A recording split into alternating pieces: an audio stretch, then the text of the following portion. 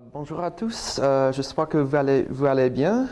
Et, je vais parler de le système éducatif français et le choix carrière. Alors, can you go to the next slide?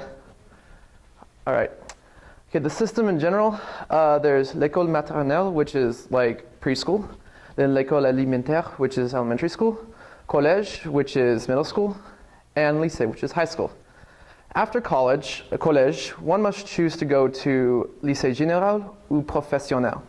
So lycée général is more for students who want to take an academic-oriented path. And with the lycée général, there's économique, littéraire, et scientifique. And with these three things, like for the scientific path, you probably have to take, I don't know, like a physics, like every day, daily, you would have to take 2 hours of physics, an hour of chemistry, and maybe 2 hours of like biology. So it's all just based on that. There's no other, you don't take like a literary class in the scientific course or anything. So then the lycée professionnel, it's for students who don't, in middle school they didn't do as academically as well, so they were suggested to go on this path, which is more preparing them for a career like maybe working in a factory or being a manager in a factory, kind of on that kind of thing. And then about the beginning of high school, they have to take of the lycée général, they have to take the GPO, which it's like a survey thing that kind of helps them choose kind of what kind of career they would want to take. So after high school, they go to either l'école préparatoire, which is a 2-year college consisting of vigorous coursework for students who want to get into les grandes écoles, which is for mostly science and engineering, and then l'université, which is a college for literature majors and other majors that are not science and math related. Okay, next. Okay, it's also based on solidarity, which means that it's just a group effort. So when I was in class, some of the students would read in English class, this French students would read an excerpt in English, and the teacher would ask the students, what should I give this kid for a grade? And they would be like, they would like joke around and be like 0, 0, and they'd be jerks. But they would take, the teachers would take the students' input in consideration, but it was the teachers' say at the end of the day, but they were very based on solidarity. And also, when you're in terminal, which is seniors for Americans, they have 2 class presidents, and they have a meeting with the 6 main teachers of that class. And what they do is, this would be crazy in America, they look at everyone's grades, and they go, okay, you know what, we should suggest to this student community college. College. You shouldn't go to college. Kind of like that. Just stupid, no, you're smart, just like that. So, and the system is based at 20 points. So everything they get is 20 points, not 100, not anything. And then all schools are funded 85% by the national French government, and the rest is funded by the region that the school is located in. Can you go to the next slide? Okay, the pros of the French education system. Students are more prepared to work in their career spectrum. Like, say if there was a student here who wanted to be a literature teacher, and a student in France who wanted to be a literature teacher, the student in France would probably be more prepared because they're taking philosophy, 2 literature classes, and a foreign language class and a history class, while in America you have to take like a math class and a science class plus your literary classes, so they're more prepared. So yeah, as I said, students are not required to take classes that are far outside their zone of interest. Also, college is quite cheaper there, so quite cheaper, about maybe like 4,000, 8,000 euros.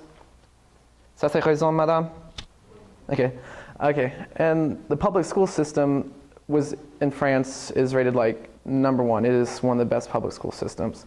And when it comes to foreign language, French students are required to learn 2 languages, and they speak it really well. They speak English really well, and they speak a secondary language, which my host student spoke. He spoke Spanish, and he spoke it amazingly. It was crazy. Okay. Cons. Students don't know exactly what they want to be in 8th grade when they have to choose if they want to go to l'école préparatoire or the other one. So it's you can see the flaws in there. So if a student does decide to change in the middle of high school, they'll have to retake their courses. So my student had a friend who was in the same class who was 20 years old because she decided in the middle of her high school career, oh wait, I don't want to be a scientist, I want to be a writer. So it's kind of flawed right there. And also, when it comes to picking universities, students are usually bound to their region because the state funds their education. The local region, PKRD, funds Shawnee. So it wouldn't make sense for the state to fund a student to go somewhere else.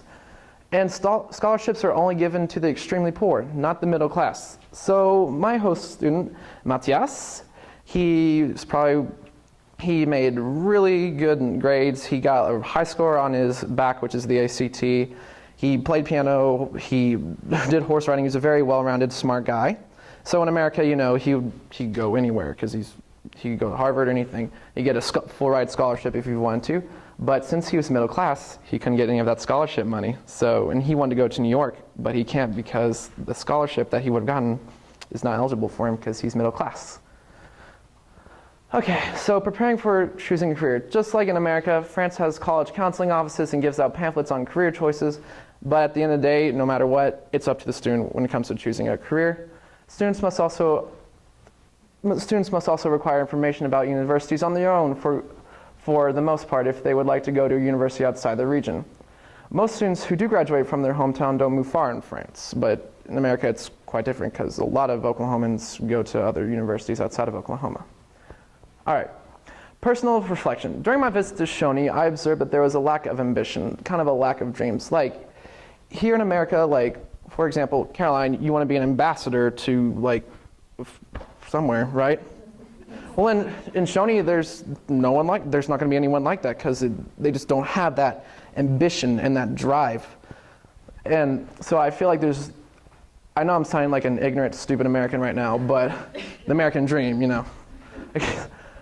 I could still, I would say that the French are more worldly educated and less concerned about sports, and they were more informed about international politics. My students were reading the news on their phone, and they were not caring about a soccer game or anything like that. They knew more about, the average French student knows more about what's going on in Ukraine than the average American student. So, final conclusion. Yes, France does prepare its youth for choosing a career, but not a career of their choice, because it's not, when they in 8th grade, they choose a career very early, so they might think, oh darn, I don't want to retake this high school career. So, yep. C'est tout. Merci. Okay.